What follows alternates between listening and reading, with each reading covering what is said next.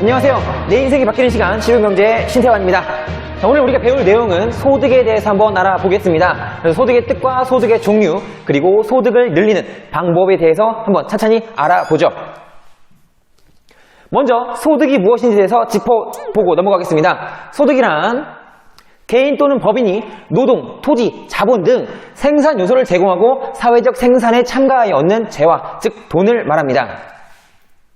자, 여기서 우리가 짚고 넘어갈 요소를 살펴보면 생산 요소를 제공하거나 혹은 생산에 참가하여, 즉 생산이라는 요소를 필요로 한다는 것이죠. 그렇다면 모든 생산하기만 하면 무조건 다 그것이 소득으로 연결이 될까요? 즉 소득을 다 만들어낼까요? 자, 이 질문에 대한 해답 우리 천천히 다음 장면에서 알아보겠습니다. 우선 소득의 종류를 짚고 넘어가죠. 소득은 어떠한 소득들이 있는지 알아보겠습니다. 첫째, 근로소득, 즉 일을 하여서 받게 되는, 임금으로 받게 되는 그러한 소득이 있습니다. 그리고 둘째, 사업소득, 우리가 사업을 통해서 얻게 되는, 보통 우리가 알고 있는 자영업과 같은 그러한 소득이 있고요. 셋째, 재산소득이 있습니다.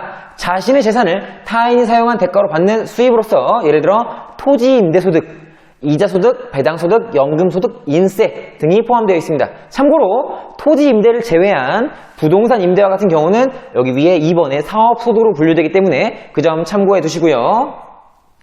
네 번째, 경상이전소득. 말이 어렵지만 쉽게 생각하면 대가 없이 주어지는 예측 가능한 소득을 말합니다. 예를 들어 공적연금, 노령연금 혹은 상속 이런 것을 말하고요. 끝으로 비경상소득이 있습니다. 비정기적 소득 중 자신의 자산의 변동이 없는 소득, 예를 들어서 그냥 우연히 주어지는, 행운적으로 주어지는 것들, 복권 당첨금 또는 경조소득 혹은 경마와 같은 그런 것을 통해서 얻어지는 소득을 비경상소득이라고 합니다. 물론 경제학자에 따라서 소득을 나누는 구분은 다르지만 이 지금 나와 있는 소득의 종류는 우리나라 통계청 소득 기준에 따르기 때문에 이러한 부분들이 있다는 거 그냥 알고만 넘어가시면 되겠습니다. 자, 그럼 이제부터 실질적으로 여러분 소득을 늘리는 그런 방법들에 대해서 한번 알아보겠습니다. 그런데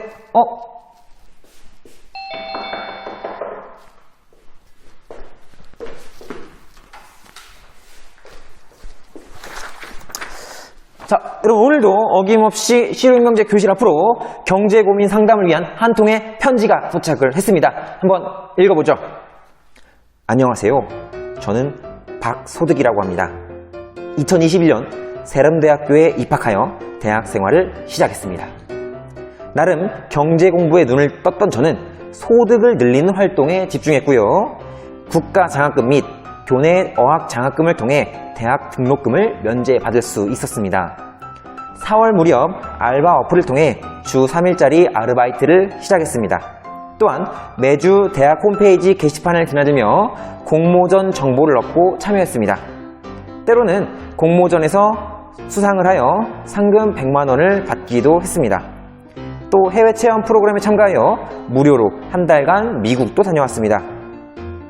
제 경제생활을 매주 블로그에 기록하여 소소하지만 블로그를 통한 광고 수입을 얻고 있습니다. 종종 블로그 체험단 활동을 통해 수입도 얻고 무료로 제품도 체험해보고 있습니다.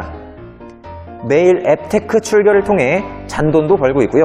주말에는 좌담회에 참석하여 정보도 얻고 수입도 발생하고 있습니다. 책을 읽고 쓴 독후감과 대학 과제로 작성한 레포트도 지식재산 거래 홈페이지에 등록하여 종종 수입이 발생하고 있습니다. 중고거래 어플을 통해 사용하지 않는 책이나 물건들은 버리지 않고 판매합니다. 자, 이렇게 다양하게 저는 소득을 창출하기 위한 활동을 하고 있습니다. 그런데 무분별하게 소득을 늘리고 있는 자신을 보며 종종 저는 제가 대학 생활을 잘 하고 있는 것이 궁금합니다. 이렇게 계속 소득을 늘리고 있는 나 괜찮은 걸까요? 자, 이러한 박소득 씨의 사연이 나와 있는데요. 우리 한번 박소득 씨가 지금 생활하고 있는, 실천하고 있는 그런 소득 창출 방법들에 대해서 한번 짚어보고 넘어가죠. 자, 첫 번째, 장학금이 있었습니다. 대학생 최고의 소득이라고 장학금을 제가 말할 수 있을 것 같고요. 장학금의 종류에는 국가장학금, 교내장학금, 교외장학금이 있습니다. 국가장학금은 이공계, 인문, 예술체육, 소득, 연계, 기부 등 다양한 카테고리의 장학금들이 있기 때문에 여러분이 꼭 한번 알아보시고 내가 받을 수 있는 조건이 되는지 체크를 해보시는 게 좋고요. 교내 장학금은 대학마다 자체적으로 있는 장학금으로서 학점이나 어학점수, 자격증 등 여부로 대학마다 조금씩 기준이 다르기 때문에 이 점은 여러분이 꼭 대학 홈페이지에서 확인해 보시는 게 좋겠습니다. 셋째로 교외 장학금이 있습니다. 기업이나 각종 장학재단에 비정기적으로 혹은 정기적으로 주어지는 장학금이 있기 때문에 이런 것들도 여러분이 꼭 알아서 받을 기회가 된다면 받는 게 좋겠죠. 이러한 정보들은 여러분 대학교 홈페이지나 혹은 한국장학재단 홈페이지 들어가시면 알 수 있습니다. 혹시 나중에 대학생활 시작된다면 이런 부분을 꼭 챙겨서 놓치지 않으시길 바랍니다. 자, 그리고 두 번째 소득이 있었죠. 그건 뭐냐면 아르바이트를 통한 소득이 있었습니다. 알바 어플이나 대학 홈페이지를 통해서 정보를 수집할 수 있고요. 아르바이트는 대학교 근로장학생 알바도 있습니다. 이런 경우 좀 훨씬 더 노동의 강도가 약한 경우도 많고 좀 더 안정적인, 그리고 이제 돈을 떼이거나 문제가 생길, 트러블이 생길 일들이 적은 그런 알바도 있기 때문에 이런 부분도 꼭 체크하고 넘어가시고요. 더 중요한 거는 여러분 아르바이트는, 대학생 아르바이트는 학업에 지장을 주지 않는 선에서 활동을 하셔야 됩니다. 매우 중요합니다. 왜냐면 여러분이 대학을 간 이유는, 등록금을 내가면 대학 간 이유는 뭔가 그 대학에서 내가 얻을 것이 있기 때문에 그 돈을 내가면 다니는 것이죠.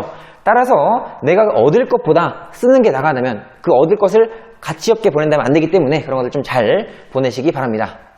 그리고 주의할 점, 너무 높은 임금이나 혹은 종종 개인 금융 정보를 요구하는 경우, 디테일한 계좌 비밀번호라던가 혹은 공인인증서 등을 요구하는 경우, 이런 경우 사기나 범죄 연루의 가능성이 있기 때문에 이러한 부분은 항상 꼭 필히 체크를 하셔서 조심하시기 바랍니다. 자, 다음 나오는 소득, 이번에는 공모전 및 다양한 대학 프로그램, 대학생 프로그램 참가를 통한 소득이 발생할 수 있습니다. 자, 당선 또는 참가에 따라서 상금이나 상품이 주어지는 경우가 많고요. 예를 들어 참가만 하더라도 커피 쿠폰이 주어진다든가 이런 경우 있기 때문에 알아두시면 좋겠죠. 또한 프로그램에 따라서 무료로 해외 연수를 갈 수 있는 기회가 주어지는 프로그램도 있으니까 이런 부분 꼭 알아두시기 바랍니다. 다만 이런 거에 참가하려면 여러분 어학점수를 필수적으로 요구하는 경우가 있기 때문에 내가 원하는 것 있다면 미리미리 체크해보는 것도 좋겠죠. 자, 이러한 정보는 주로 대학교 게시판에서 입수가 가능합니다. 이런 것들도 자주 드나들면서 체크를 해두시면 좋겠습니다.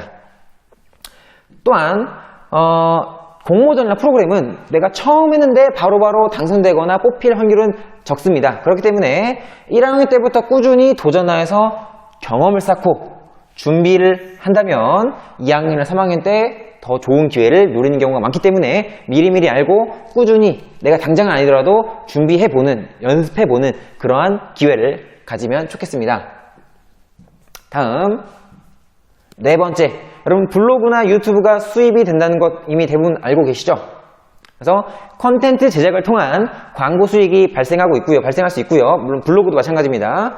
또한 블로그 체험단 등에 응모를 해서 활동을 통해서 수익 및 상품을 얻을 수가 있고 또는 그 상품을 무료로 체험해 볼 수도 있습니다. 이런 부분도 참고해 보시기 바랍니다. 하지만 여러분의 전공이나 직업 자체가 영상이나 컨텐츠 이런 쪽이 아니라면 돈을 목적으로 하기보다는, 이런 목적을 이 돈 자체에 두기보다는 여러분 취미생활이나 여러분 자기계발에 활용하는 측면에서 블로그나 유튜브를 활용하시는 게 좋겠습니다. 다음, 자, 기타 다양하게 여러분이 할 수 있는 그런 부수입, 소득 창출 활동들이 어떤 것이 있냐면 먼저 앱테크가 있고요. 앱테크는 어플을 통해서 출석, 설문, 이벤트 등을 참여하고 이를 통해서 포인트를 지급받는 그러한 것들을 말합니다. 그런데 이 앱테크는 이 포인트가 그러면 현금처럼 쓸 수 있는 건가요? 이 어플의 종류에 따라서 포인트를 현금화할 수 있는 그런 종류의 것들도 있기 때문에 이런 부분도 잘 체크를 해보시기 바라고요. 지식재산권, 독후감, 레포트 등을 올리고 홈페이지에 올리고 그런 것들을 판매해서 누군가 이제 다운받을 때마다 그런 것들을 수익이 발생하는, 수익이 창출되는 그러한 종류의 것들도 있습니다.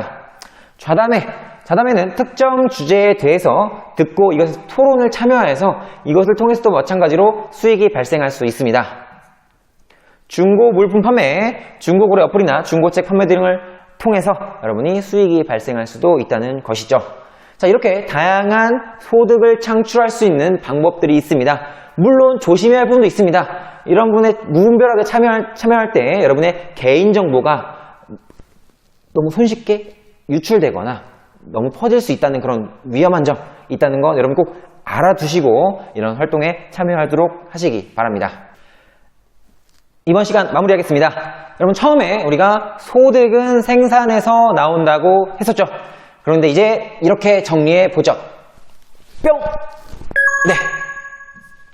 소득은 가치에서 나온다.